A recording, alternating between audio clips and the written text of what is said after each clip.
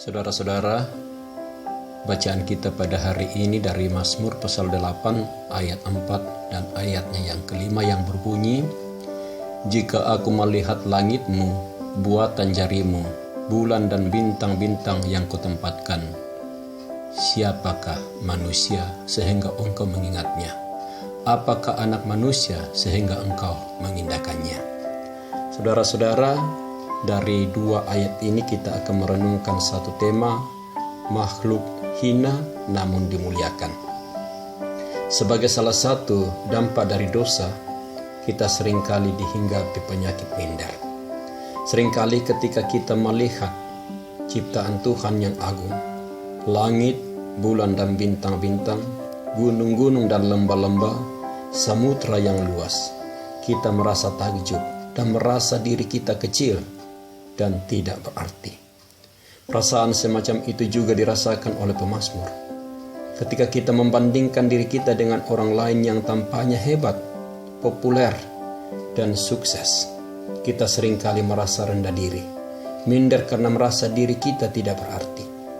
Miskin, penampilan kurang meyakinkan, otak kurang encer, dan kuper. Perasaan semacam itu, saudara-saudara, muncul sebagai akibat dosa dan pengaruh lingkungan. Sejak kecil, anak yang sering dikritik dan jarang dipuji akan merasa rendah diri dan tidak percaya diri. Celakanya, orang tua kita lebih sering mencela dan mengkritik daripada memuji kita. Menurut riset Pusat Klinis Penduduk Indonesia, dalam 1 minggu, anak-anak menerima pujian atau kata-kata positif hanya 75 kali dari orang tuanya, tetapi justru menerima celaan 460 kali.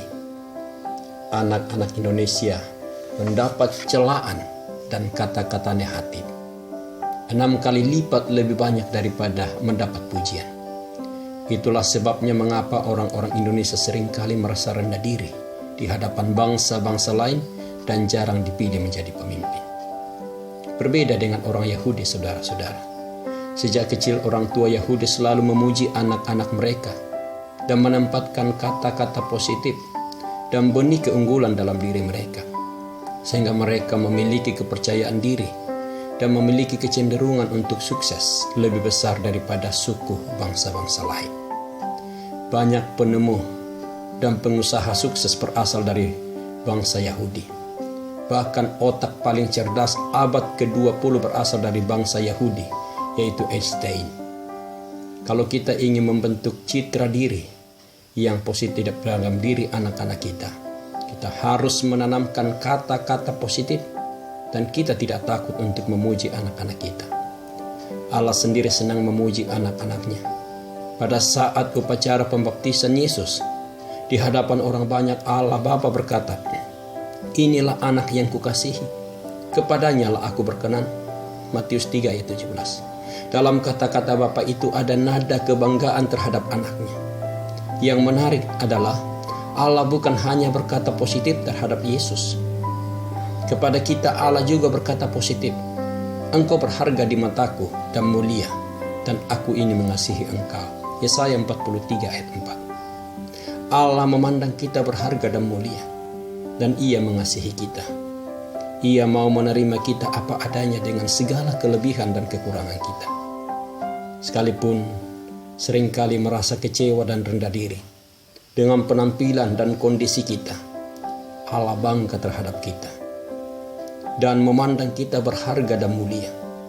Bahkan ketika kita masih berdosa, Allah telah menunjukkan kasih-Nya kepada kita. Roma 5 ayat 8. Ia mengutus anak satu-satunya untuk mati menggantikan kita dan menebus dosa-dosa kita. Karena itu mari kita percaya diri bersama dengan Tuhan bahwa jika Tuhan di pihakku tidak ada yang mustahil. Aku bisa melakukan semuanya ini karena Allah ada bersama dengan aku. Karena itu mari kita hidup